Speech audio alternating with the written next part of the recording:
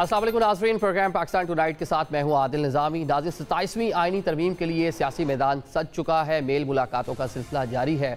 हुकूमत खासी कॉन्फिडेंट थी कि आसानी तरामीम को पास करवा लेगी जो 27वीं आईनी तरमीम है, लेकिन हुकूमत को सरप्राइज़ दिया है पाकिस्तान पीपल्स पार्टी ने, जो उसकी इत्तेहादी सियासी जमात है। और जो गोल्डन नंबर कहा जा रहा था 224 का, वो भी पाकिस्तान पीपल्स पार्टी के साथ ही पूरा होता नजर आ रहा था। पाकिस्तान पीपल्स पार्टी 2 CC के इजलास हुए हैं। बिलावल भुट्टो ने आज एक प्रेसर की जिसपे उन्होंने बताया कि हमारी पार्टी में कुछ चीज़ें जिनमें 243 है, आईनी अदालत का क़याम है, जजेस की ट्रांसफ़र पोस्टिंग है, मशरूत तौर पर इन पर तो एक कंसेंसस पाया गया है, लेकिन NFC अवार्ड हो और दोबारा से 18वीं तरमीम को छेड़छाड़ का मामला है, उस पर किसी किस्म का कंसेंसस नहीं है। पाकिस्तान पीपल्स पार्टी हुकूमत को किसी तौर पर सपोर्ट नहीं देगी, सपोर्ट फराहम नहीं करेगी। बिलावल ने क्या कहा, किस तरह पूरा जवाब दिया हुकूमत को, रखते हैं।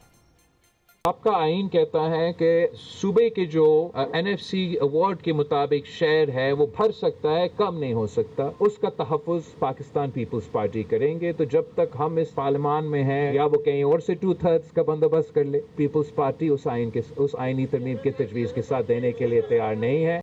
बिलावल भुट्टो ने प्रेसर में दोहरी शहरियत के हवाले से चीफ इलेक्शन कमिश्नर के मामले पर कहा कि पार्टी में उस पर भी उस तरह से कंसेंसस नहीं हो पाया, लेकिन जिस चीज़ पर कंसेंसस है वो 243 और आईनी अदालत, इस पर तो फुली कंसेंसस है। और साथ में जो बात की गई कि जजेस की ट्रांसफ़र पोस्टिंग के लिए एक तरीकाकार वजह करने की पाकिस्तान पीपल्स पार्टी जो है उसने डिमांड सामने रखी है। ऑन द अदर साइड देख लें कि हुकूमत तो ये सूरत हाल है, लेकिन पार्लियामान में जो अपोजिशन पार्टीज़ हैं उसमें पाकिस्तान तहरीक-ए-इंसाफ 27वीं आईनी तरमीम को सिरे से ही मुस्तरद कर चुकी है।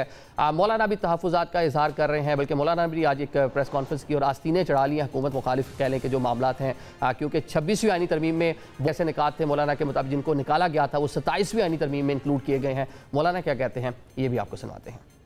अब तक कोई मसवदा इस हवाले से मंजर आम पे नहीं आया हुकूमत की तरफ से। उसूली तौर पर यह बात वाज़ेह है कि 26वीं तरमीम से दस्तबरदार होने वाले नुकात पर अगर दोबारा 27वीं तरमीम में कोई चीज़ लाई गई तो ये काबिल कबूल नहीं होगी। 18वीं तरमीम के तहत जो सूबों को इख्तियारात दिए गए थे, अगर उन इख्तियारात में कमी की कोशिश की गई, जमीयत उलमा इस्लाम दिफा करेगी। ये आपने मौलाना को सुन लिया। 18वीं तरमीम में जो सूबाई खुद मुख्तारी से रिलेटेड जो मामलात हैं उस पर वो कह रहे हैं कि उसका डेफिनेटली JUI उसको डिफेंड करेगी। और सेकेंडली 26वीं आईनी तरमीम में जो 34 रकवात जो बताया जाता है, मौलाना बताते हैं जिसमें खासा कहा जाता है कि वो जहर भरा हुआ था, वो निकलवाया उन्होंने और वो इस जो 27वीं आईनी तरमीम है उसके अंदर शामिल किया जा रहा है। तो उन्होंने कहा जी इसको भी हम किसी सूरत शामिल नहीं होने देंगे। अब अगर हम पार्लियामान की बात कर लें, वहाँ पे पाकिस्तान पीपल्स पार्टी वो टफ टाइम दे सकती है हुकूमत को। अगर उसके वोट नहीं मिलते तो डेफिनेटली तरमीम पास नहीं हो सकती। अगर हम बाहर बात कर लें, अपोजिशन की बात कर लें, तो सड़कों पर अगर JUI और पाकिस्तान तहरीक-ए-इंसाफ मिलती है, एहतजाज करती है, कोई तहरीक चलाती है, तो ये एक कंसेंसस जो है अगर इस पर डेवलप करते हैं दोनों आपस में मिलकर, तो ये भी हुकूमत को टफ टाइम दे सकता है। आज प्रोग्राम में पहले हिस्से में इन तमाम इशू से बात करते हैं और साथ में पाकिस्तान तहरीक-ए-इंसाफ की जो इंटरनल पॉलिटिक्स है, जो साबका लोग हैं वो एकदम से मुतारिक हुए हैं। खैबर पख्तूनख्वा में पाकिस्तान तहरीक-ए-इंसाफ की हुकूमत है, उसको भी कुछ मुश्किलात का सामना है। बानी से मुलाकात नहीं हो रही, CM के शिकवे हैं। तो पाकिस्तान तहरीक-ए-इंसाफ की अंदरूनी सियासत और 27वीं तरमीम के हवाले से पार्टी में क्या राय पाई जा रही है, इस पर बात करने के लिए चेयरमैन पाकिस्तान तहरीक-ए-इंसाफ बैरिस्टर गौहर साहब हमारे साथ मौजूद हैं। बैरिस्टर बहुत शुक्रिया टाइम देने के लिए। 27वीं आईनी तरमीम पार्लियामान में आ रही है, डेफिनेटली उसका रास्ता उस तरह से तो नहीं रोक सकते, लेकिन जिस तरह हमने देखा 26वीं आईनी तरमीम के मौका पर मौलाना के साथ मिलकर कुछ ना कुछ जो उसमें चीज़ें थी पाकिस्तान तहरीक-ए-इंसाफ और मौलाना उसमें कमी करवाने में कामयाब हो गए थे। क्या इस बार भी ऐसा मुमकिन है कि मौलाना के साथ मिलकर कुछ चीज़ें बेहतर की जा सके? हम ये समझते सबसे पहले कि सीवान का कोई इस्तेकाक नहीं है, आल्दो इनके पास अददी तादाद उन्होंने बनाया होगा और इनके पास 2/3 मेजॉरिटी उस अंदाजे से तो आ गई है, क्योंकि कौमी असम्बली में आपके पास चाहिए 224 MNAs और नेशनल असम्बली में आपको चाहिए 64, क्योंकि इस वक्त जो सेनेट है वो है 96 पे मुश्तमिल है, तो 74 वो अददी तादाद शायद इनके पास पूरा है। लेकिन हम ये नहीं करते कि किसी के पास जाकर के अपना अलायंस ऐसे बना लें कि हम उनकी वो 2/3 मेजॉरिटी पे, हम उसूलों की बात कर रहे हैं कि ना तो इस असम्बली के पास इस्तेकाक है, कौम ऑलरेडी डिवाइड हो चुकी है, और इसी सर्कमस्टांसेस में जो आप पर्सनल इंटरेस्ट के लिए कोई वो लेके आ रहे तरमीम लेके आ रहे थे, तो हम उसको नहीं समझते कि आइन के रूह के मुताबिक है, इसलिए हम इसको अपोज करेंगे। ठीक है, मतलब आप ये बता रहे हैं कि गोल्डन नंबर जो है वो पास उसके इत्तेहादियों के पास पूरा है, तो फिर कैसे मतलब लाहेअमल क्या होगा पाकिस्तान तहरीक-ए-इंसाफ का? पार्लियामान में एक बड़ी कुव्वत आपके पास मौजूद है, क्या करेंगे, कैसे कुछ ना कुछ चीज़ें लेने में कामयाब हो सकें इसमें? है कि फॉर्मल रद्द-ए-अमल हमारा क्या होगा, तो दो अलग अलग चीज़ें हैं। हमारा बिहेव क्या करेंगे जब उनका वो आ जाएगा, ड्राफ्ट आ जाएगी और इसके कंटेंट्स क्या है। फिलहाल हमारा तो वो डिसीजन हमारा यही है कि हम तो एहतजाज करेंगे इसके खिलाफ, वो चाहे रोड पे हो, चाहे असम्बली में हो, चाहे बार काउंसिलों के ज़रिए से, वकलात तहरीक के ज़रिए से हो, अदालतों में इसके खिलाफ जाना हो, क्योंकि 26वीं तरमीम भी अभी अदालत में ज़ेर इल्तिवा है। आपको याद होगा पहली मरतबा जब 18वीं तरमीम हुई और वो अदालत में चैलेंज हो गई, अदालत ने उस वक्त कुछ रिजर्वेशन दे दी थी, तो 19वीं तरमीम आई थी। उसके बाद 21वीं तरमीम जो हुई तो सुप्रीम कोर्ट ने 18वीं और 21वीं तरमीम का एक साथ ही फैसला कर लिया था। तो हम तो हर फोरम इस्तेमाल करेंगे और हर फोरम हम इस्तेमाल करें on the basis of a principle. तो हमारा फिलहाल यही है कि खान साहब की हिदायत के मुताबिक हम सारी कमेटी से इस्तीफा दे चुके हैं। फिलहाल हमारा कोई ऐसा इरादा नहीं है कि हम कमेटियों में वापस जाएं। अलबत्ता हमारी पार्लियामेंट्री पार्टी की मीटिंग होगी। अभी महमूद खान अचकज़ई साहब को खान साहब ने नॉमिनेट किया हुआ है, वो हमारे लीडर ऑफ द अपोजिशन है। हमने असम्बली में स्पीकर साहब से भी रिक्वेस्ट की थी कि बाय मंडे आप मेहरबानी फरमा करके उनका नोटिफिकेशन भी कर ले, और हमारी कोशिश है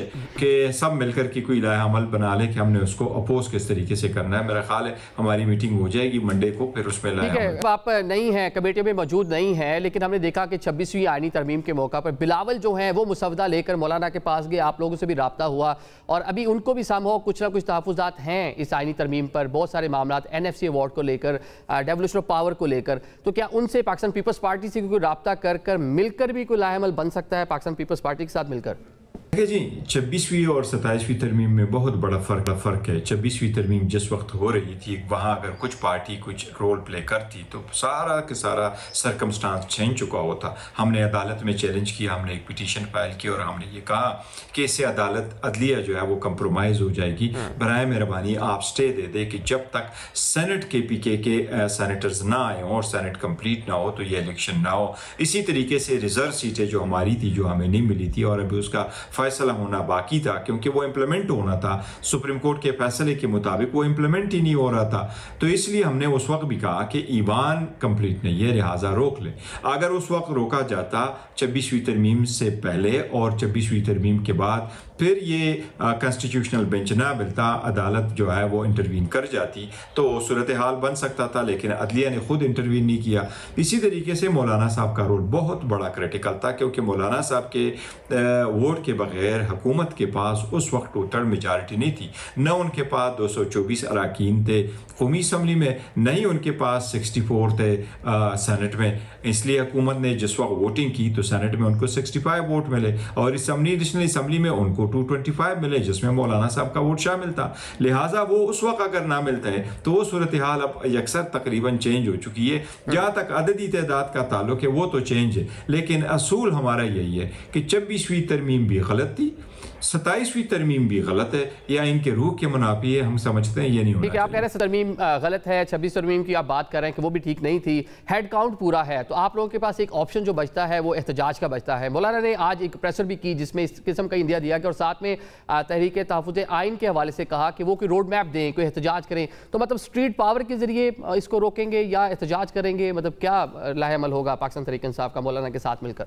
देखिए, ये आइन में तकरीबन 27वीं वो होगी अमेंडमेंट होगी। ये तकरीबन आइन में जो पहले भी अमेंडमेंट्स हुई है उसमें से 3 अमेंडमेंट ऐसी थी, अमेंडमेंट नंबर 9, अमेंडमेंट नंबर 11 और 15, ये अप्रूव नहीं हो गई थी। बाकी सारी 23 जो है इसके साथ 24 हो जाएगी, अप्रूव हो गई है। इनके खिलाफ सारे लोग अदालतों में गए थे और अदालत में हम भी जाएंगे इनके खिलाफ। अगर ये बिल की फॉर्म में आ जाता है या उसके अप्रूव हो जाता है, एक्ट बन जाता है, तो हम जाएंगे अदालत इंशाल्लाह। लेकिन इस वक्त तो मौलाना साहब के साथ मीटिंग तो हुई है, लेकिन मैं समझता हूँ कि वकलात तहरीक भी चलाएंगे, लेकिन अदालतों के जरिए से ये हल होगा। ठीक है, चलेगा। तो आपने बता दिया, फैसल वाडा साहब कह रहे हैं कि सब ये नूरा कुश्ती है, बाआसानी ये तरामीम जो हैं ये पास हो जाएंगी। तो पाकिस्तान पीपल्स पार्टी ऑल्दो एक तहफ़्फ़ुज़ात का इज़हार उनकी जानिब से किया जा रहा है, आईनी अदालतों पे मुतफ़िक हैं, 243 पे मुतफ़िक है, लेकिन NFC अवार्ड को लेकर तो मतलब आप इसको क्या सेंस कर रहे हैं कि पाकिस्तान पीपल्स पार्टी सिर्फ टाइम टेक कर रही है, मान जाएगी, ये तरामीम में साथ देगी हुकूमत का?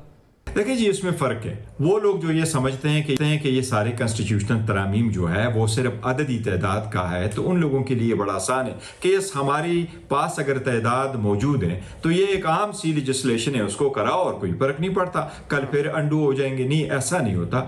आईन में तरामीम एक बहुत संजीदा और सीरियस मसला है। जब इसमें आप देखते हैं तो इवन इफ आपके पास 2/3 मेजॉरिटी भी है तो आप सूरे कौम को, लोगों को, स्टेक होल्डर को, बार काउंसिलों को, जो आम जनरल पब्लिक है, उनको ऑन बोर्ड ले लेते हैं, कंसेंसस प्रोवाइड करते हैं। इंडिया में 3 हुकूमतें आई थी, इंदिरा गांधी की, नेहरू की और राजीव गांधी की। इनके पास 2/3 मेजॉरिटी 1 पॉइंट ऑफ टाइम पे थी, बाकी कभी किसी हुकूमत के पास 2/3 मेजॉरिटी नहीं आई।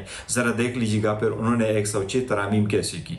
वो लोग सबको ऑन बोर्ड कर देते और पूरा पार्लियामेंट यूनानिमसली ऑलमोस्ट उसको अप्रूव कर जाता है कि आइन में तरमीम होनी चाहिए। आइन इस वक्त जो तरमीम करने जा रहे हैं, स्पेशली जो ये कह रहे हैं कि जी हम टच करेंगे NFC अवार्ड को, हम कुछ डिपार्टमेंट या मिनिस्ट्रीज जो है वो सूमों से लेके जो डिवाल हो चुकी है उनको वापस लेंगे। ऐसे सेंसिटिव मामलात को अगर आप टच करेंगे, इस पे कंसेंसस के बगैर मैं समझता हूँ प्रूडेंट यही होगा कि इस मैटर को एज इट इज रहने दें, जब तक वो ना डेवलप्ड हो, जब तक कंसेंसस सुबह का ना हो, किसी चीज़ को ना। ठीक है, आप एक कंसेंसस की बात कर रहे हैं, वो आप 18वीं तरमीम हो, खान साहब को भी उस पर तहफ़्फ़ुज़ात थे, NFC अवार्ड हो, उस पर भी पाकिस्तान तहरीक इंसाफ का मौक़िफ़ रहा है। अभी हालिया जो तरामीम, जो उसका मसवदा अभी तक सामने आया है, इसमें कौन कौन सी चीज़ें ऐसी हैं जिस पर आपको तहफ़्फ़ुज़ात है और कौन सी चीज़ें ऐसी हैं जिस पर अगर हुकूमत चाहे बात करे तो एक कंसेंसस डेवलप हो सकता है? तहरीक इंसाफ को तो इसके हर शिक पर इतराज़ है और हम ये समझते हैं पहले कि ये नहीं होना चाहिए सब्जेक्ट मैटर को पहले डिस्कस करें, कंसेंसस पैदा करें, ड्राफ्ट को लेके आए, उसको देखें। लास्ट टाइम भी जब ये लोग आए और उन्होंने पहला ड्राफ्ट हमारे साथ शेयर किया तो उसमें 56 आर्टिकल थे। पहले वाले ड्राफ्ट में उन्होंने उस वक्त भी कॉन्स्टिट्यूशनल बेंच का कोर्ट का जिक्र किया था। कॉन्स्टिट्यूशनल कोर्ट रिलेटेड 56 आर्टिकल में से 31 आर्टिकल कॉन्स्टिट्यूशनल कोर्ट रिलेटेड थे और बाकी अदरवाइज थे।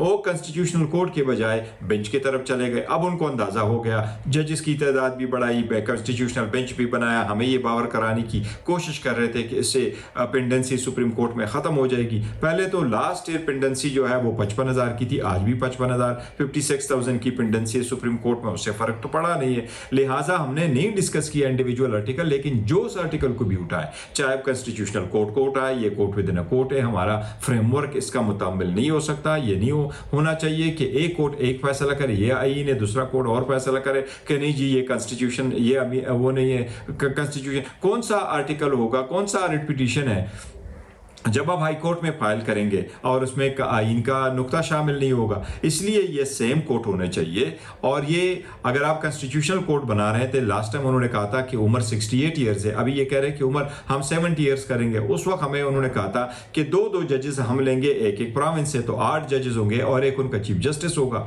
लेकिन फर्स्ट टाइम जब जजेस वो अपॉइंट होंगे वो प्राइम मिनिस्टर करेगा। क्यों कर, अगर हैंड पिक जजेस आप उठाएंगे और पार्लियामान आपके पास फॉर्म 47 के हैं और एग्जेक्टिव में आपके लोग सारे कॉन्ट्रैक्ट पे बैठे हों, तो फिर ऐसे मुल्क अल्लाह हाफिज़ है, फिर ऐसे मुल्क में तो वाकई फिर बहावलपुर में अगर औरत भूख से मरेगी तो फिर आप ये ना कहना कि ये तकदीर है, ये हमारे अपने यहाँ से करतूत है जिसकी वजह से हम लोगों को इसने। ये सब वही चीज़ें हैं जिस पर बिलाल बात कर रहे हैं कि चारों सूबों से यकसा किस्म की नुमाइंदगी होनी चाहिए जो आइनी बेंच है। और जो आइनी बेंच के हवाले से बात थी वो भी कहा जाता है कि अली जफर साहब का तजवीज़ थी 26वीं आइनी तरमीम में, बना हुकूमत तो उस टाइम एक आइनी कोर्ट जो है वो बनाना चाहती है। चलिए अब जरा थोड़ा सियासत पे बात कर लेते हैं। कहा इल्ज़ाम है आपकी लीडरशिप पर, राजा साहब पर, आप पर, कि आप लोग लिस्टों में उलझे हुए हैं कि किसने बानी PTI से मुलाकात करनी है, किसने नहीं करनी।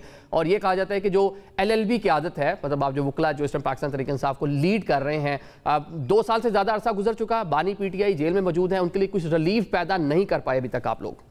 नहीं, मैं ये तो ज़रूर समझता हूँ कि देखो चाहे वो वकला या दूसरे लोग हैं, उनका एक्सपीरियंस था या नहीं था, लेकिन वो बड़े मुखलिस थे, लॉयल थे, खान साहब के साथ रहे और टफ सिचुएशंस में रहे और पार्टी को बड़ा अच्छा हैंडल किया है। ये तो एक अलग सिचुएशन है। हाँ, ये बड़ा अनफॉर्चुनेट है, समटाइम चीज़ें बाहर रह जाती, ये आ जाती है, निकल आती है और उनसे यही इंप्रेशन लगता है कि पार्टी में डिवाइड है, तफरी के लोग, जिस तरह आपने लिस्ट की भी जिक्र किया, कौन देगा क्या होगा, ये माइन्यूट सी चीज़ है। लेकिन बाय एंड लार्ज आपने पॉलिटिकल पार्टी को अगर देखना है तो इस वक्त मुल्क की सबसे बड़ी पॉलिटिकल पार्टी है, दुनिया की छठी बड़ी पॉलिटिकल पार्टी है।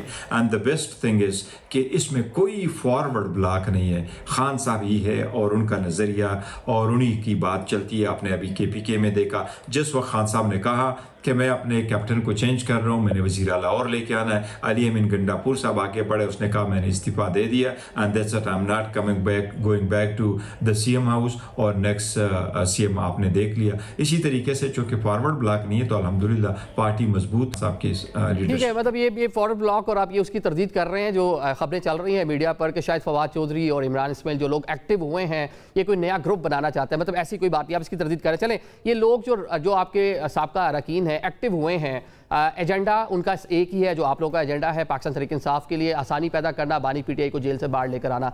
इन लोगों से डायरेक्टली कोई आप लोगों का राब्ता भी हुआ है, क्योंकि एक सेम पेज पे ही है आप लोग के, बानी PTI के लिए आपने आसानियां पैदा करनी है? वो लोग जो खान साहब से जा चुके थे, वो लोगों के साथ हमारा कोई सच राबिता नहीं है, नहीं हमारी कोई डिस्कशन हुई है पार्टी बेसिस पे, ना उन्होंने कभी हमें अप्रोच किया कि पार्टी के लिए हमें कुछ करना है। उनके बारे में खान साहब ने अलबत्ता ये कहा था कि वो लोग जो महीनाइन के बाद पार्टी को छोड़ गए या पार्टी से डिस्टेंट हो गए, उनका फैसला खान साहब करेगा, उनको पार्टी में वापस लाना है, उनको नहीं वापस लाना है, उनको पोजीशन देना है, उनको सिर्फ वर्कर रखना है, उनको क्या जिम्मेदारियाँ देनी है, ये खान साहब की जवाबदेही वही देखेंगे। अगर कोई बंदा खान साहब के लिए कोशिश करें, जिसकी तरफ से आपने इशारा किया, मैं ज़ाती तौर पर उसमें कोई ख़राबी नहीं समझता। जो बंदा खान साहब के लिए वेलविशर है, वो कोशिश कर रहा है, हम उसको मैं उसको अच्छा समझता हूँ, मैं उनको थैंक यू करता हूँ। अगर कोई कोशिश कर रहा है, हाँ, खान साहब ने आज तक हमें कोई जिम्मेदारी ये नहीं दी कि आपसे चूंकि ये नहीं हो रहा तो मैं किसी को जिम्मेदारी दे रहा हूँ। नहीं, खान साहब ने कोई डिस्ट्रस्ट शो किया है कि इस वक्त पार्टी के या वकला या टीम जो हमारी बनी है, इस पे मेरा इतना उम्मीद नहीं है और मैं सेटिस्फाइड नहीं हूँ, लिहाजा मैं किसी और को ड्यूटी देता हूँ। जो बंदा अपनी तरफ से करता है वो अपनी तरफ से कोशिश कर रहे हैं, लेकिन हमारे तरफ से या खान साहब की तरफ से उनको कोई जिम्मेदारी नहीं दी गई है। जहाँ वो मुलाकात करते हैं, ईमानदारी के लिए जाते हैं, तो लोग अपना खासकर जो यार दोस्त होते हैं लोग उनके पास जाते भी है, और अगर कोई बीमार है और ख़ासकर ऐसी सूरत हाल में कि वो जेल में है तो उन सब के पास जाता है। तो मैं नहीं समझता इसमें कोई ख़राब। लेकिन हमने देखा कि फवाद चौधरी गए हैं, दीगर लोग जाकर मिले हैं शाह महमूद साहब को लाहौर में, उसके बाद सलमान अकरम राजा साहब वेरी नेक्स्ट डे जाके मिलते हैं, मुलाकात करते हैं। उसके बाद कुछ वजाहत भी दी गई कि शाह साहब ने कहा कि नहीं आज खुद आगे थे, मैंने नहीं बुलाया, फिर आप भी कल गए मुलाकात के लिए लेकिन आपकी मुलाकात नहीं हो पाई। तो इसमें ये बता दें कि अचानक से एक तवील अरसे से जो लाहौर में लीडरशिप मौजूद है, वो मतलब जेल में मौजूद है, आप लोगों में से कोई लीडर मिलने नहीं जाता था, ये साहब लोग एक्टिव हुए हैं, आप लोगों को भी इन लोगों की याद आ गई?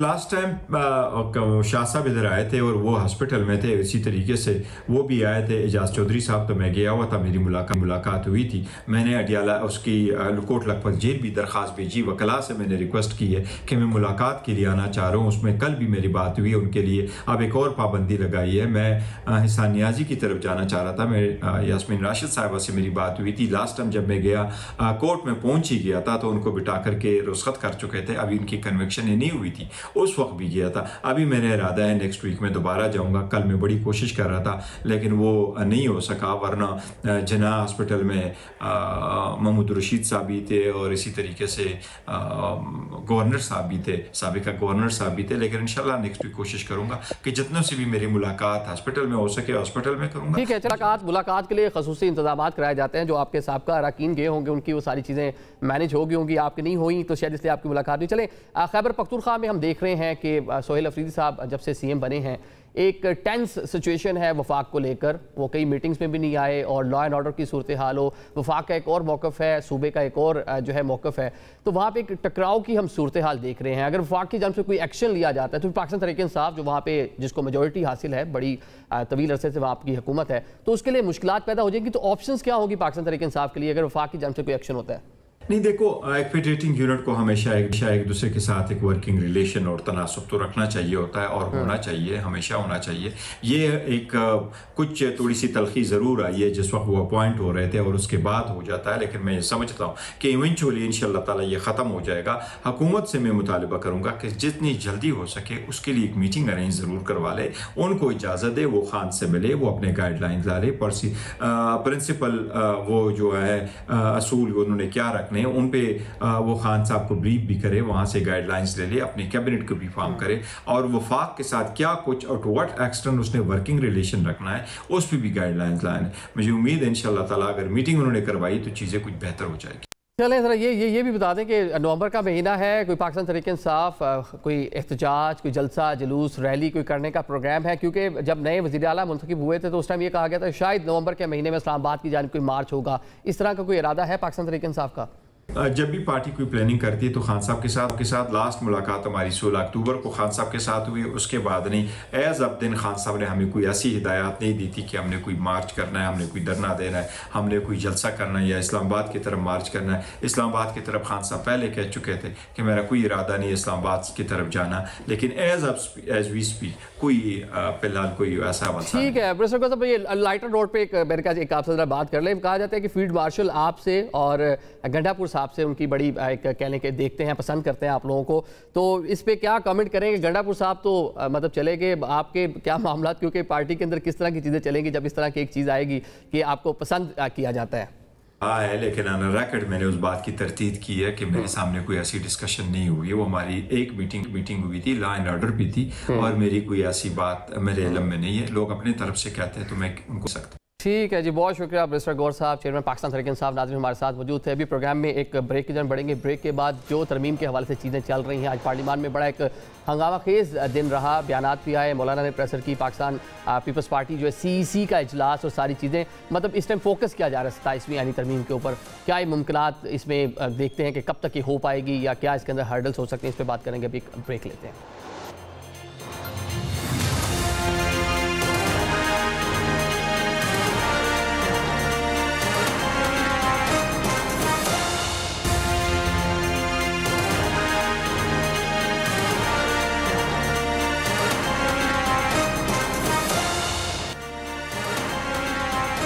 Welcome back after the break. नाज़रीन प्रोग्राम में आपको एक बार फिर से खुशामदीद कहेंगे और जो मौजूद बहस है 27वीं आईनी तरमीम, उस पर ज़रा बात करते हैं। अब जो मेहमान हमें ज्वाइन कर रहे हैं उनका तारुफ कराता चलो। हमें ज्वाइन करें बैरिस्टर अकील मलिक साहब, स्टेट मिनिस्टर हैं कानून और इंसाफ के। सेनेटर ज़मीर घुमरो साहब हमारे साथ मौजूद हैं, पाकिस्तान पीपल्स पार्टी से ताल्लुक़, और शेर अफजल खान मरवत साहब हमारे साथ मौजूद है, रुकने कौमी असम्बली हैं, सीनियर पॉलिटिशियन है। बहुत शुक्रिया जी आप तमाम मौजूद मेहमानों का।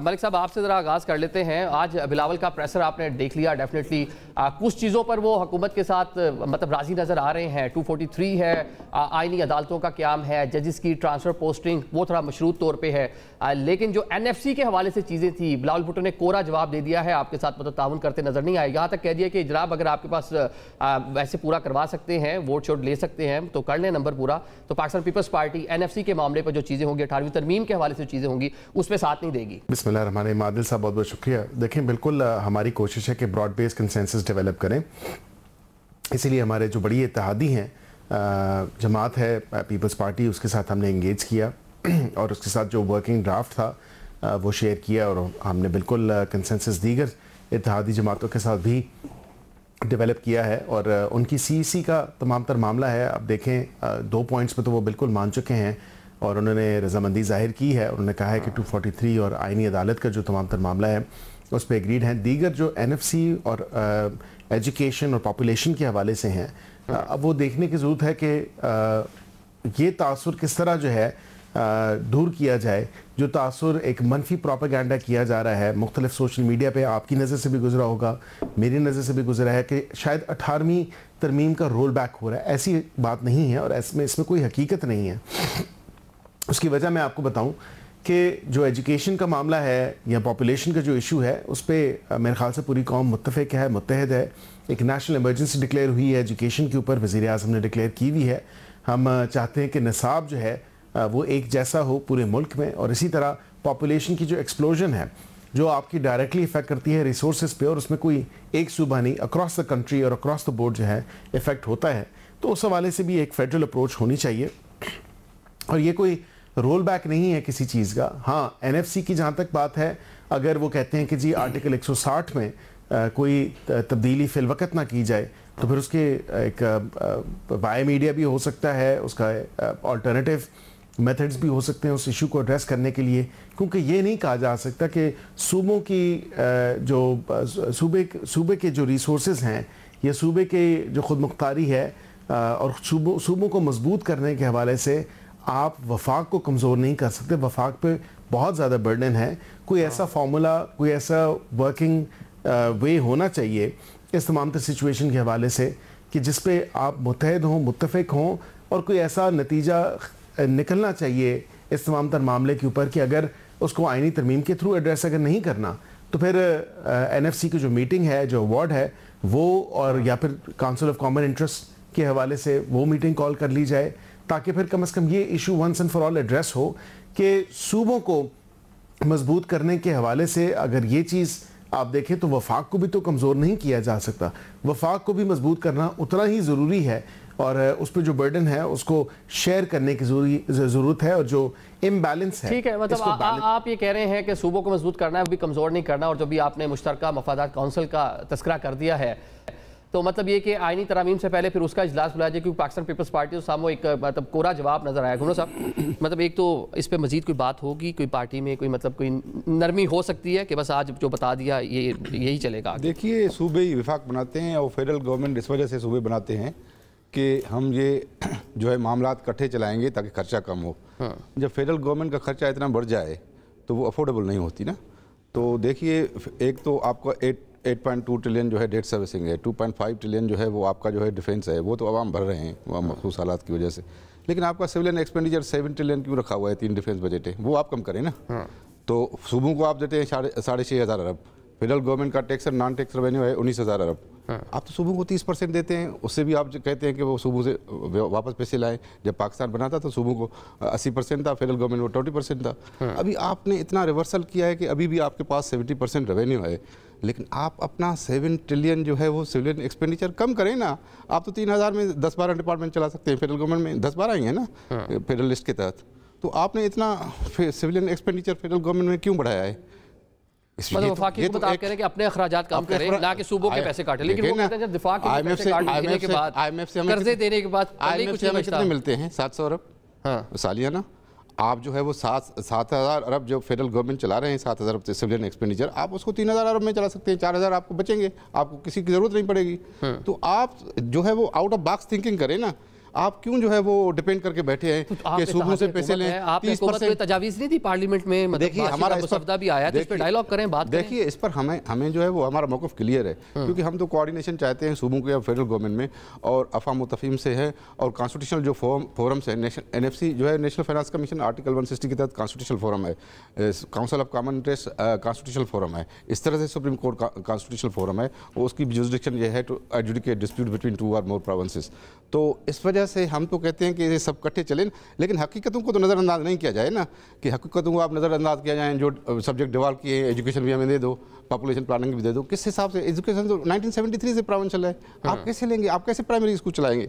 मतलब कि ये तो हद की बात है ना। आप ऐसी बात करें जो रियलिस्टिक हो, क्योंकि सबको इकट्ठे चलना है, और डायलॉग करें सबसे, और सबको समेटे ना। आप अपना नुक्ते नज़र रखें, दूसरों का नुक्ते नज़र भी फाइनेंस इशू पर जो है वो ले लेना कि फाइनेंस का इशू क्या है, सूबों को कितना मिला है। चारों सूबों को 6,500 अरब मिलता है, फेडरल गवर्नमेंट का बजट है 17,500 अरब, चारों सूबों का बजट है 10,500 अरब। देखिए, ठीक है, लेकिन यहाँ पे एक गैप, एक वैक्यूम नज़र आया कि आप वफाकी हुकूमत में इकट्ठे जो है पावर्स शेयर कर रहे हैं। ऑल्दो आप हुकूमत का, उसमें मिनिस्ट्रीज़ नहीं है, लेकिन बहुत सारी जगहों पे आप हुकूमत का हिस्सा है, इत्तेहादिया आपके वोटों से हुकूमत कायम है। लेकिन ये बातें जो आप टीवी पे कह रहे हैं, आप अपनी हुकूमत को बताएं ना, आपके वोटों से हुकूमत कायम है, कि या ये चीज़ें इस तरीके से कर सकते हैं। ठीक है, मेरा साहब, क्या लगता है कि पाकिस्तान पीपल्स पार्टी इस पूरी सूरत हाल में कि 27वीं के बाद 28वीं का मतलब पोस्टपोन हो जाए, क्या 28वीं पे NFC चला जाए, बाकी चीज़ों पर राज़ी हैं, वो चीज़ें हो जाए? आपको हर कॉर्नर की खबर है, तो आप बेहतर एनालिसिस दे सकते हैं। बहुत शुक्रिया। वैसे जितनी तेज़ी से ये आईनी तरामीम हो रही है, ये पहली दफ़ा पाकिस्तान की तारीख़ में हम देख रहे हैं कि 1 साल के अंदर दूसरी आईनी तरमीम आई है।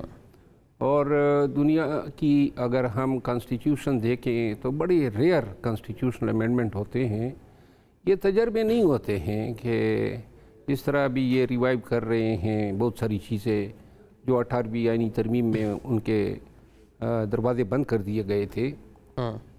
जहाँ तक हुकूमत और पीपल पार्टी के अलायंस का इस हवाले से किरदार का ताल्लुक़ है, मेरा ख्याल ये है कि शायद ये पहले से तय था। इस पे ये काम 3 महीनों से कर रहे थे, और बैरिस्टर अकील साहब कल बता भी रहे थे कि काफ़ी अरसे से ये ड्राफ्टिंग बिल्कुल काम जारी था। हाँ, काम जारी था। तो जहाँ तक ये जिस तरह ये नज़र आ रहा है ना, नज़र ये आ रहा है कि आईनी तरमीम से ज़्यादा ये आइन की वारंटी एक्सटेंड कर रहे हैं। अच्छा। और पहले जो है पार्लियामान, पहले जो है कोई डिक्टेटर आके जो है आइन को पामाल करके अपनी मर्ज़ी से हुकूमत चलाता था, और आइन को अब वही काम पार्लियामान से लिया जा रहा है। पार्लियामान वही जिस तरीके से जो सहूलत इनको अवेलेबल होती है उसी सहूलत के मुताबिक वही पहना देते हैं। अब ये जो बड़े बड़े खदोखाल सामने आए हैं, मिसाल के तौर पे आर्टिकल 243, अब आर्टिकल 243 जो है ना वाहिद शिक है आइन में जो सिविल सुप्रीमेसी को यकीनी बनाता है। और ये इख्तियार जो है सिविलियन लीडरशिप के पास है कि वो तमाम डिफेंस फोर्सेस के चीफ्स की इख्तियार जो है तकर्रुरी का वो वज़ीर आज़म या हुकूमत के पास होता है।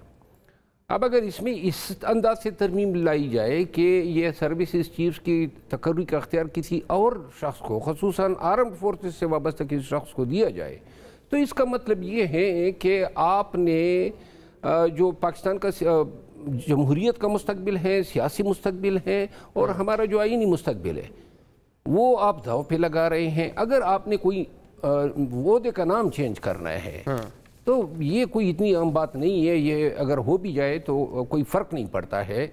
लेकिन सिविलियन, अब दूसरा जो आप देखें कि ये जज साहिबान को जो हैं, हाई कोर्ट के जज साहिबान को ये जब भी चाहें तो ट्रांसफ़र कर सकते हैं।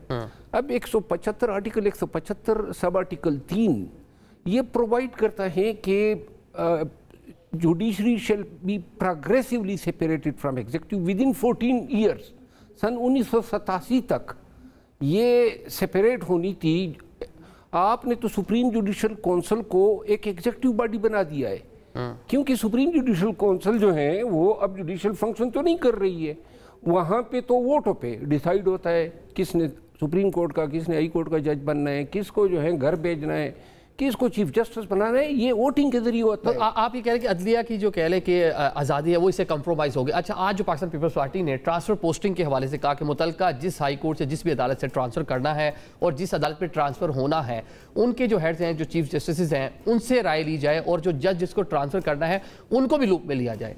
तो इससे कोई शफाफियत हो सकती है इस चीज़ से? नहीं, लूप में लिया जाना तो कोई मबम सा एक उनको भी बताया जाए, उनसे भी पूछा जाए, उनको सारी चीज़ उनके सामने रखी जाए। देखिए, अगर सुप्रीम कोर्ट की चीफ जस्टिस बनने का मयार ये है कि 3 में से किसी भी जज को उठा के वोटिंग के जरिए उसको चीफ जस्टिस बनाया जा सकता है, तो कौन दूसरे और तीसरे नंबर पे आने वाला जज साहब जो हैं वो हुकूमत को नाराज़ करेगा? क्योंकि वहाँ सुप्रीम जुडिशल काउंसिल में अपने उसकी कंपोजिशन इस तरह बना दी है कि हुकूमत की अक्सरियत है।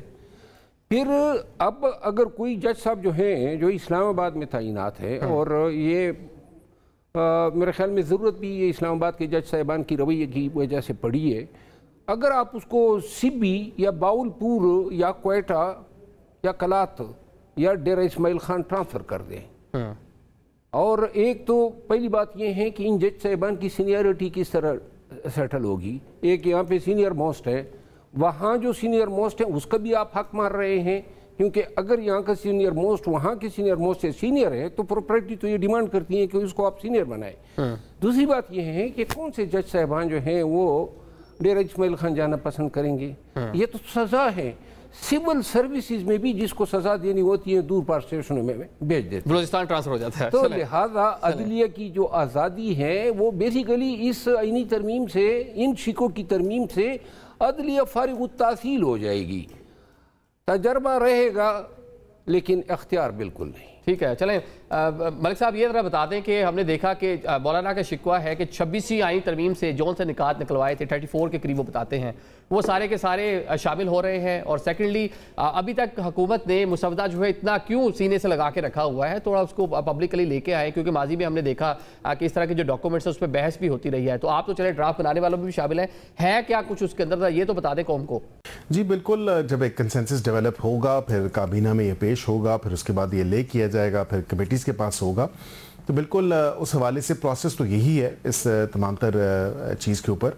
लेकिन उसके साथ मैं ये ज़रूर कहूँ, जो बसादा एहतराम मौलाना साहब ने बात की है कि शायद जो 26वीं आईनी तरमीम के टाइम पे माँ सिवाय एक आईनी अदालत के, क्योंकि वाक़तन वो आईनी अदालत हमने 27वीं तरमीम में डाली है, उसके अलावा कोई ऐसी चीज़ नहीं है जो 26वीं आईनी तरमीम का हिस्सा थी और निकाली गई थी। ये बस ऐसे ही प्रेजेंट किया जाता है कि पता नहीं काला नाग था, नागिन थी, कुछ ऐसा नहीं था। उस वक़्त भी सिर्फ एक सियासी बयानबाजी थी और उससे ज़्यादा कुछ भी नहीं था। कोई अगर ऐसी चीज़ थी जो जिस पे कंसेंसस नहीं हो रहा था, तो फिर आगे बढ़ने के लिए हमने कंसेंसस अचीव करने के लिए बिल्कुल चीज़ें निकाली, चीज़ें मुख्तलिफ एंगल से एड्रेस की।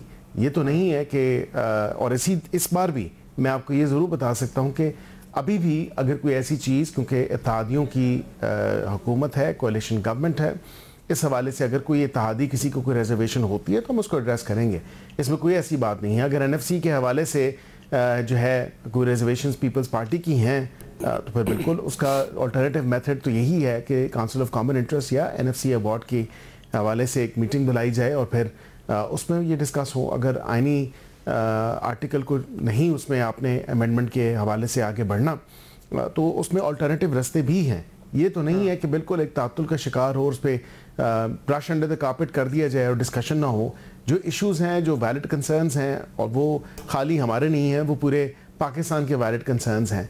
मैंने आपसे जिस तरह एक मिसाल दी कि सूबों को मजबूत करने के हवाले से हर सूबाई हुकूमत की कोशिश है कि सूबों को मजबूत करें, वो अच्छी बात है, होने भी चाहिए।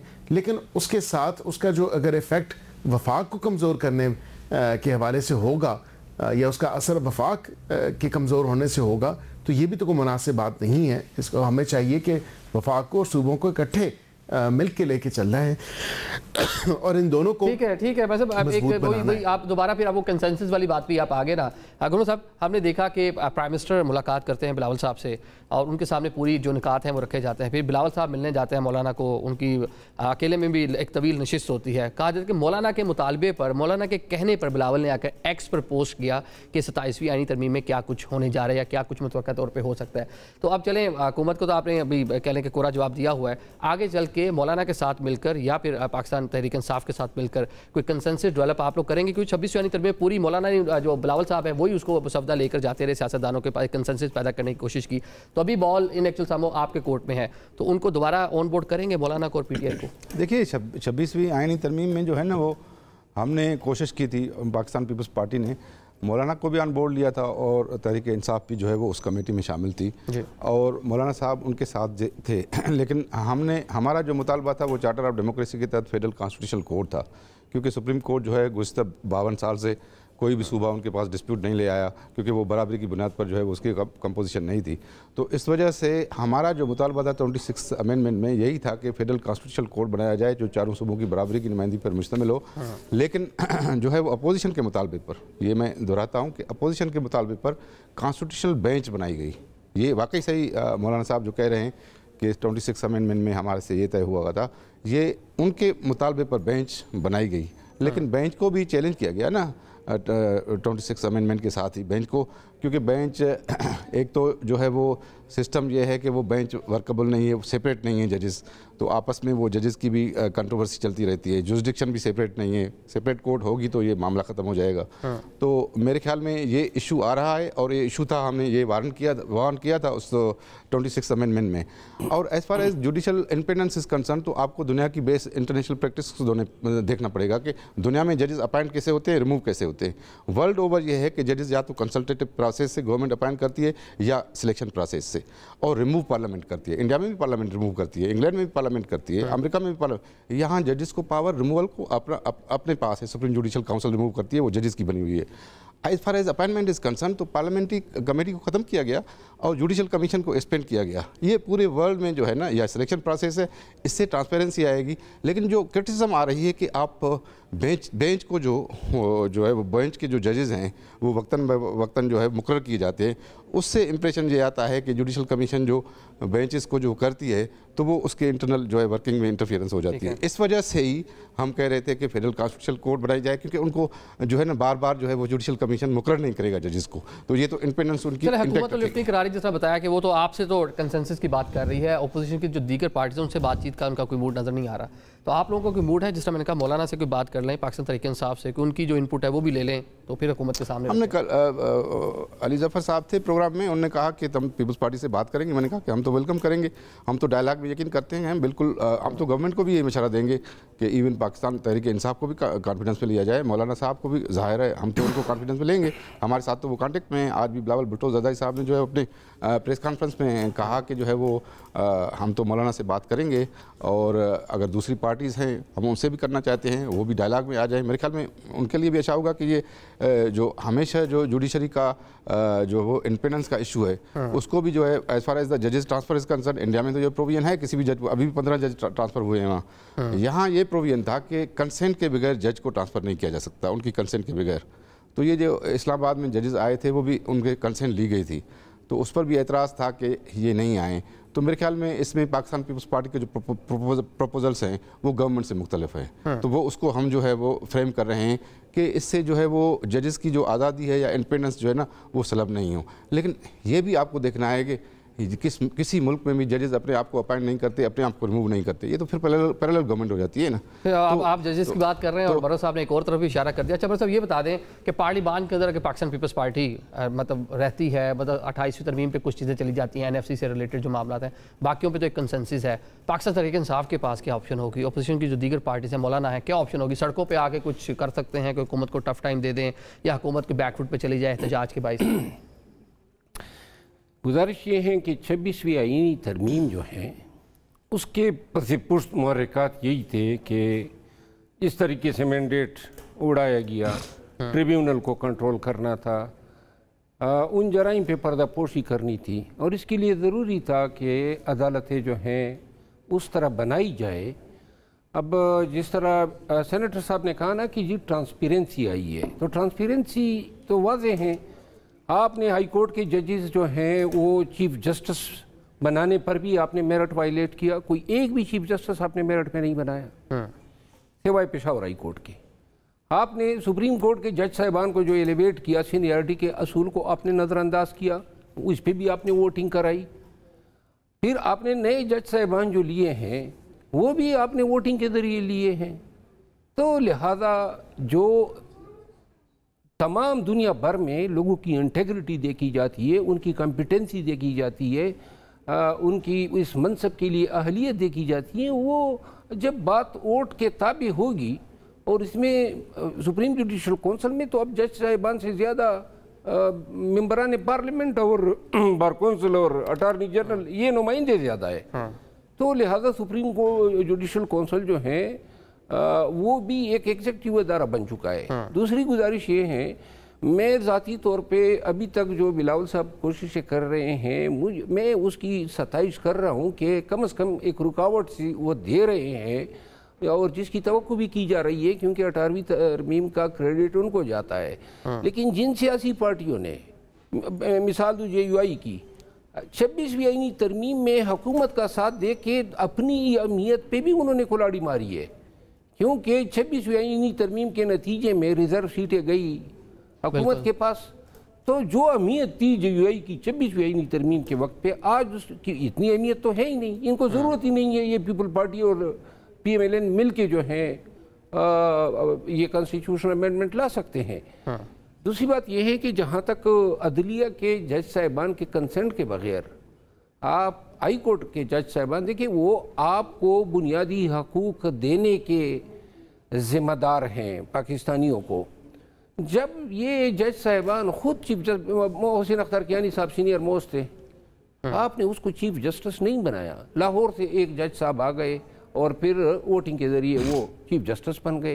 अब इसको ट्रांसपेरेंसी कहते हैं, और ये वक्ती तौर पे अपने मफादात के हसूल के लिए ये हो रहा है। लेकिन ये इस निज़ाम पे आप अभी निज़ाम की बात कर रहे हैं, आप साबिक जज भी रहे हैं। जो एग्जेक्टिव मजिस्ट्रेट वाला मामला है उनको बाख्तियार बनाना, उनको दोबारा से पावर देना जो माजी में ख़त्म की गई थी, ये अंग्रेज़ के दौर का कानून, आई थिंक 1860 का ये कानून है, जो जहाँ अंग्रेज़ ने हुकूमत की वहाँ ख़त्म भी होगा कई ममालिक में, दोबारा से पाकिस्तान में उसको बहाल करना, इसको कैसे देखते हैं? होना चाहिए कि आप जो डीसीज़ हैं उनको पावर दे दें कि पुलिस को भी वो कंट्रोल करें इंतज़ामी मजिस्ट्रेट के तौर पर? लेकिन ये जितनी अमेंडमेंट्स आ रही है, मैं सबसे बड़ा नाकिद इस शिक्का हूँ, और ये इस तरह लगता है कि अगर ये अमेंडमेंट हो गई तो अदलिया की कुल पढ़नी पड़ेगी, क्योंकि दुनिया में कोई एक जुरिस्डिक्शन बता दे जहाँ पे मजिस्ट्रेट साहिबान ब्यूरोक्रेसी के ताबे हो।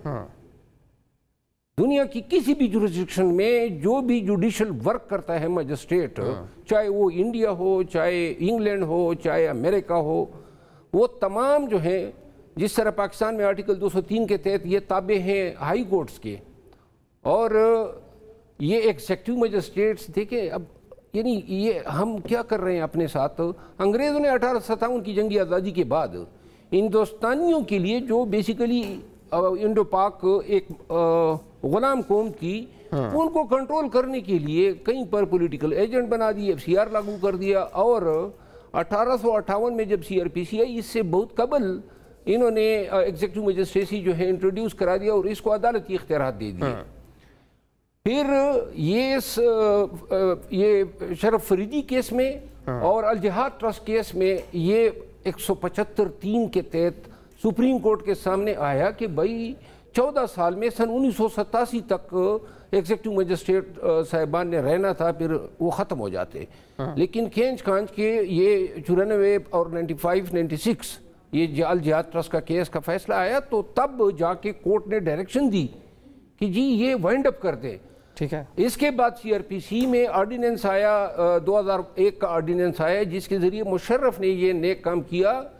96 में ये हुआ कि ये अल जिहाद ट्रस्ट केस के नतीजे में एग्जेक्टिव मजिस्ट्रेट से वो तमाम जुडिशल पावर लिए गए, माँ सिवाय माइनर ऑफेंसेस के, 145, 133, 107 या 167 जुडिशल रिमांड या फिर कन्फेशन रिकॉर्ड करना। लेकिन 2001 में पूरे पाकिस्तान में एग्जेक्टिव मजिस्ट्रेसी और डिस्ट्रिक्ट मजिस्ट्रेट या तमाम ऑफिस से बालिश किए गए। डिस्ट्रिक्ट मजिस्ट्रेट जो है वो लोकल गवर्नमेंट एक्ट के तहत है बालिश। मतलब कि दोबारा डीसीज को पावर अब आप दोबारा ला रहे हैं कि डिप्टी कमिश्नर डिस्ट्रिक्ट मजिस्ट्रेट होगा, अपील उसको लाई होगी, और ACEAC तहसीलदार जो हैं वो जज के फराइज अंजाम देंगे। क्या ये जो आपकी मौजूदा अदलिया है, क्या ये अपना काम नहीं कर सकती है? क्या इन्होंने इंसाफ की फराहमी में ऐसी नाकामी दिखाई है कि आपको ज़रूरत पड़ी? आप उन एग्जेक्टिव मजिस्ट्रेट साहिबान को मुनसिफ के मनसब या इख्तियारात दे रहे हैं जिन्होंने इलेक्शन कराए 2024 में, और इन इलेक्शन का क्या असर हुआ? यानी कि आप इंसाफ को जो है इस एक तो पैरेलल निज़ाम कायम कर रहे हैं पूरे पाकिस्तान में एग्जेक्टिव। ठीक है, मतलब कि दोबारा डीसीज को कहले इंतजामिया को इस तरह एम्पावर करना, उस पर कहता, और ये सिर्फ ख्वाहिश है ब्यूरोक्रेसी की। अच्छा, वो चाहते हैं खुद से एम्पावर करना कि जिस तरह उनको पहले डिप्टी कमिश्नर बहादुर बोला जाता था, अच्छा, और जिस तरीके से उनके शाहाना ठाट बाट थे, क्योंकि वो लोगों को रिहा कर सकते थे, लोगों को जेल भेज सकते थे। ये इख्तियार बहुत बड़ा इख्तियार है, और वो इंतजामी तौर पे इंसाफ करेंगे अगर उनको करना हुआ। ठीक है। अब ब्यूरोक्रेसी का काम जो है वो इंसाफ करना नहीं है, एडमिनिस्टर करना है, और अदलिया का काम जो है जस्टिस, अदलिया का काम इंसाफ करना है। लेकिन यहाँ पर हम देख रहे हैं अकील मलिक साहब के कुछ इतलात इस नोयत की भी हैं, स्पेकुलेशंस हैं कि आइनी बेंच के सरबराह उनकी जो मुद्दत है वो ख़त्म होने वाली है, उससे पहले ये तरामीम लाजमी आप लोग लेकर आएंगे। और सेकेंडली इसमें ज़रा ऐड एक और चीज़ भी कर लें कि पाकिस्तान तहरीक इंसाफ है और मौलाना है, माजी में कुर्बत हुई, कोशिश की कोई अलायंस बन जाए, वो नहीं बन पाया, तो अभी हो सकता है कि 27वीं आइनी तरमीम अगर आप लोग ये करवा लेते हैं तो इस पर आप लोग उनको भी करीब ले आएँ, कोई आप लोगों के लिए कोई टफ टाइम, कोई सड़कों पर जलते जुलूस, रैलीज, कोई नई कोई तहरीक का आगाज़ ना हो जाए। जब एक ब्रॉड बेस्ड कंसेंसस डेवलप हो जाएगा, फिर ये काबीना में आना है, काबीना का अप्रूवल होगा, फिर उसके बाद ही ये ले किया जा सकता है। तो हमने तो इस पर कोई टाइम लाइन नहीं लगाई। आपने देखा कि इस तमामतर मामले के ऊपर हमने बिल्कुल उनको पूरा वक्त दे रहे हैं कि वो अपनी CEC पे ये उसके अंदर ये डिलिब्रेट करें, और डिलिब्रेशंस करके जो फाइनल उनका होगा इस पे व्यू वो हमारे सामने रखें और उसके बाद ही तमाम तर मामला जो लेजिस्लेटिव स्टेप्स हैं वो आगे प्रोसीड करेंगे। यहाँ पे ये आपने बात की, मैं समझता हूँ कि ये बिल्कुल दोबारा जो है एक ऐसी जो है चहम घुइयाँ की जा रही हैं जिसका हकीकत से कोई लेना देना नहीं है। और बिल्कुल आईनी अदालत का जो क़याम है उस जिस तरह मैंने आपको कहा कि उसकी जजेस की जो अपॉइंटमेंट है वो वही क्राइटेरिया होगा जो सुप्रीम कोर्ट के जजेस की अपॉइंटमेंट के लिए है, वही जो तमाम तर रिक्वायरमेंट्स हैं और क्राइटेरिया है उसी को फॉलो करना पड़ेगा। बैरिस्टर साहब 5 साल एक्सटेंड कर रहे हैं या नहीं करना चाहते हैं इस हवाले से तो बिल्कुल ज़रूर करें। देखें यही बात है कि जब इत्तेहादियों की हुकूमत है, हम तमाम तर इत्तेहादियों के साथ इंगेज किए हुए हैं, ओवर एंड अबव अपोजिशन की जमातों के साथ भी इंगेज किए हुए हैं, तो वो भी पीटीआई भी अपोजिशन की जमात है, वो अगर अपोजिशन के साथ इंगेज कर रही है तो इसमें कोई ऐसी बात नहीं है। होना तो ये वोट्स के थ्रू है। ठीक है मलका कंसेंसस डेवलप करने की कोशिश आप लोग कर रहे हैं, लेकिन वो अपनी जो इत्तेहादी जमात है सामने उसके साथ ही नजर आ रहा है। चले नाज़रीन, आज के प्रोग्राम को यहीं पे क्लोज करते हैं। बहुत से मेहमानों का कल प्राइम मिनिस्टर पाकिस्तान ने सुबह 10 बजे काबीना का इजलास बुला लिया है, वीडियो लिंक से उससे मतलब बैरून मुल्क दौरे पे हैं, वो पूरा मामले को देखेंगे। आप देखते हैं कि वफाकी काबीना इसको मंजूर करती है और पार्लियामान में कब आता है और इस पर कंसेंसस डेवलप हो पाता है कि नहीं हो पाता। क्या पाकिस्तान तहरीक इंसाफ कुछ ले पाती है, मौलाना कुछ ले पाते हैं, या फिर पाकिस्तान पीपल्स पार्टी किसी इस पोजीशन पे आती है कि जो उसके तहफ़्फ़ुज़ात हैं उसको कहीं ना कहीं एड्रेस किया जा सके। आज के प्रोग्राम से हमें इजाज़त दीजिए। अल्लाह हाफ़िज़।